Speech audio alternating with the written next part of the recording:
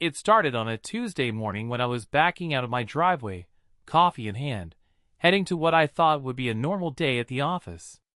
That's when I first encountered Karen Pemberton, our newly elected HOA president.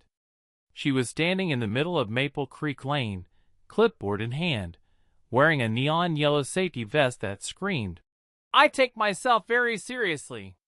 Karen, hands on hips. Excuse me. Excuse me. You are going at least 15 miles per hour in a 10-mile-per-hour zone." I rolled down my window, genuinely confused. "I'm sorry, what 10-mile-per-hour zone? The speed limit on this street has always been 25. Karen, waving her clipboard triumphantly. "Well, not anymore. As HOA president, I've implemented new safety measures. This is now a 10-mile-per-hour zone from 6 a.m. to 8 p.m. on weekdays." I looked around for signs. There weren't any. "Where is this posted?" Karen, with a smug smile. "The notification was in last month's HOA newsletter.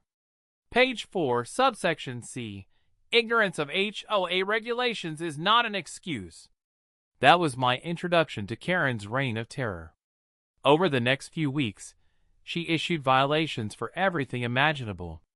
My garbage cans were supposedly 6 inches too close to the curb. My lawn was allegedly 2 millimeters taller than regulation height.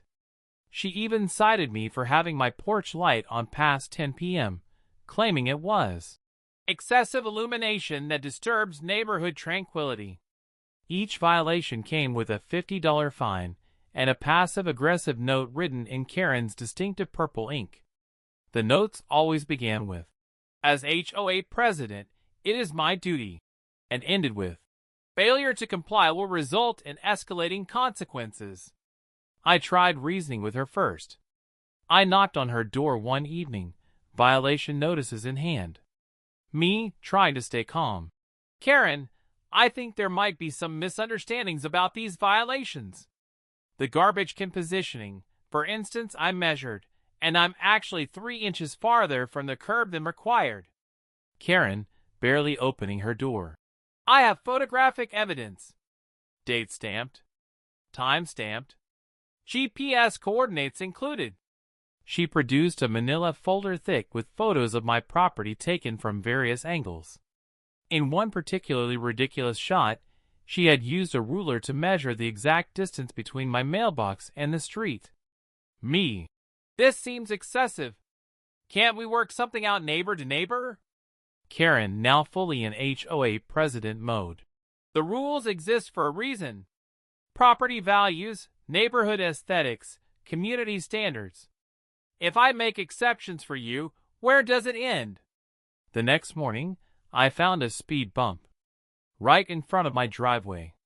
It was massive, painted bright yellow with reflective strips, and accompanied by a sign reading, "HOA Safety Initiative Slow Zone Ahead." The thing was positioned so that anyone leaving my driveway had to navigate over it at approximately 2 miles per hour or risk scraping their vehicle's undercarriage. My neighbors started taking alternate routes to avoid the obstacle, which meant I was essentially cut off from normal traffic flow.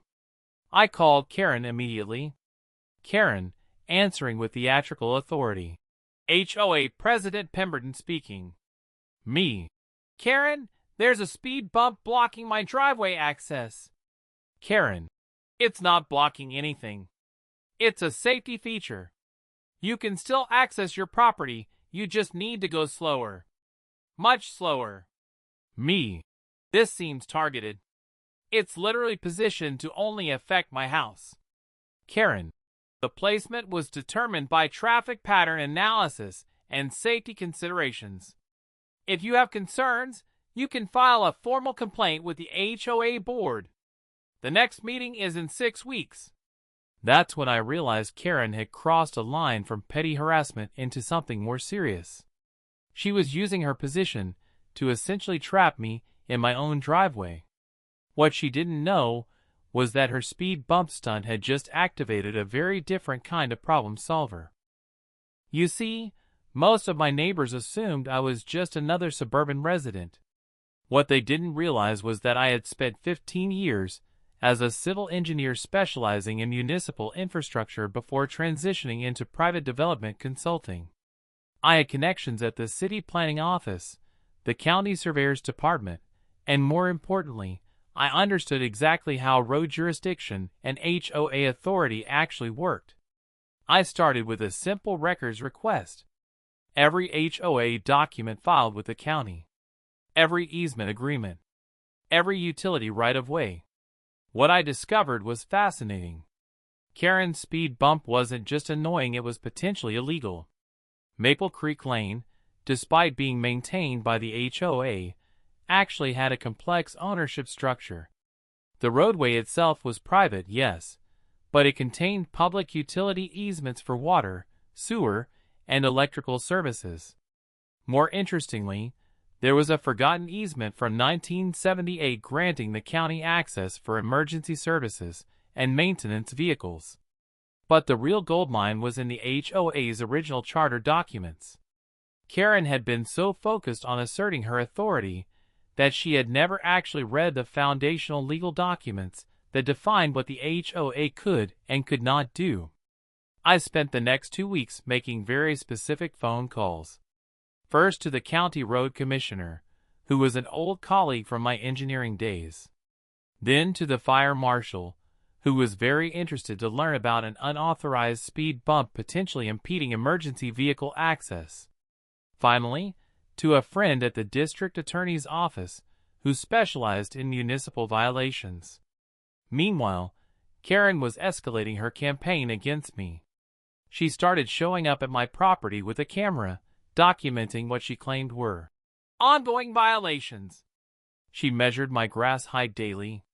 She timed how long my car stayed parked in my driveway, claiming there were restrictions on consecutive parking hours. The breaking point came when she installed a second speed bump, this one even larger than the first, positioned to create what she called a traffic calming chicane that required vehicles to weave back and forth at extremely low speeds. She had effectively turned the street in front of my house into an obstacle course. Karen, standing proudly next to her latest installation. Safety is my #1 priority. If residents would simply follow the rules, these measures wouldn't be necessary. She had no idea what was coming. 3 days later, at exactly 9 a.m. on a Thursday morning, a convoy of official vehicles arrived on Maple Creek Lane. County Road Department trucks, fire marshal's vehicle, police cars, and bringing up the rear, a very official-looking woman in a county surveyor's jacket carrying a briefcase and a clipboard of her own. Karen came rushing out of her house, still in her bathrobe, as the first road crew member began setting up orange cones around her precious speed bumps. Karen, panic in her voice. "What is this? What are you doing? I'm the HOA president. You need my authorization." The county road commissioner, a no-nonsense woman named Patricia, consulted her paperwork. "Ma'am, these installations are in violation of County Code 7-4-12 regarding unauthorized modifications to roadways containing public utility easements.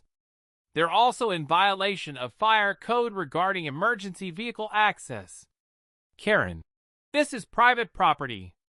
HOA property. You have no jurisdiction here." Patricia smiled the kind of smile that municipal employees perfect over decades of dealing with difficult residents. "Actually, ma'am, that's where you're incorrect. This roadway contains multiple public easements, and more importantly, these installations violate the county's access agreement with your HOA dating back to 1978. While Patricia was explaining jurisdiction, the fire marshal was documenting the speed bumps with his own camera. The police officer was reviewing what looked like a very thick file of complaints and violations. But the real show was just beginning. County surveyor, checking her GPS device. "We're also here regarding the boundary dispute complaint filed by Mr. Johnson regarding unauthorized HOA installations on county right-of-way property." Karen's face went completely white. "What boundary dispute?" What county property?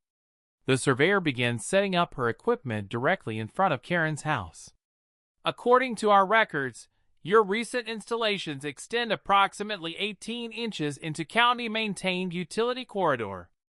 That's a misdemeanor violation of county code, with potential fines of up to $500 per day per installation. I watched from my front porch as the reality began to sink in for Karen. Her speed bumps weren't just being removed, she was potentially facing thousands of dollars in fines for unauthorized installation on public property. But we weren't done yet. The police officer approached Karen with his file folder. Mrs. Pemberton, we've received multiple complaints regarding harassment, intimidation, and potentially fraudulent HOA violation notices. The district attorney's office would like to speak with you about your HOA enforcement practices. Karen, voice getting higher. Fraudulent? I'm the HOA president. Everything I've done is legal. I have authority. The officer consulted his paperwork. Ma'am, according to the HOA's charter documents on file with the county, the president's authority is limited to specific enumerated powers. Installing traffic control devices on roadways isn't among them. Neither is imposing speed limits different from county standards without proper authorization and signage. As the road crew began removing the first speed bump, Karen turned to me with a look of pure fury and dawning realization. Karen, pointing accusingly, "You did this. This is all because of your petty complaints about following simple rules." I remained calm, sipping my morning coffee from my porch steps. Actually, Karen, this is because you installed unauthorized traffic control devices on property you don't actually have authority over. I just made some phone calls to the appropriate authorities. The surveyor looked up from her equipment. Mrs. Pemberton, we also need to discuss the liability issues. If any emergency vehicles have been delayed by your installations, or if any residents have been injured navigating around them, you could be personally liable for damages. HOA insurance typically doesn't cover unauthorized modifications. Karen's face went from white to green. Personal liability. Insurance exclusions. County fines. Potential criminal charges for harassment. The road crew finished removing the first speed bump and moved on to the second. As they worked, Patricia explained to Karen exactly how much trouble she was in. The county is billing you for the removal costs. That's $800 per speed bump. The daily fines for unauthorized installation total $2,400 so far. The fire marshal is issuing a citation for impeding emergency access, which carries its own penalties. Karen desperately, "But I'm the HOA president. I was protecting property values, ensuring safety." Patricia shook her head. "Ma'am, being HOA president doesn't grant you authority to modify public utility corridors or install traffic control devices without permits. That requires county approval, engineering studies, environmental impact assessments." The final blow came when the police officer handed Karen a summons. "You're required to appear in municipal court regarding the harassment complaints. The district attorney's office is also reviewing your HOA enforcement practices for potential abuse of authority violations." As the official vehicles prepared to leave, Karen stood in her driveway, staring at the spots where her speed bumps had been, holding a summons and a stack of violation notices totaling over $5,000 in fines and removal costs. She slowly turned to look at me, still sitting calmly on my porch, and for the first time since I had met her, Karen Pemberton was completely, utterly speechless. The woman who had spent months wielding her clipboard like a weapon, issuing violations for imaginary infractions, suddenly understood that she had been outmaneuvered by someone who actually knew how the system worked. Her mouth opened and closed silently, as she realized that her own petty power trip had just resulted in potential criminal charges, thousands of dollars in fines, and the complete destruction of her authority as HOA president.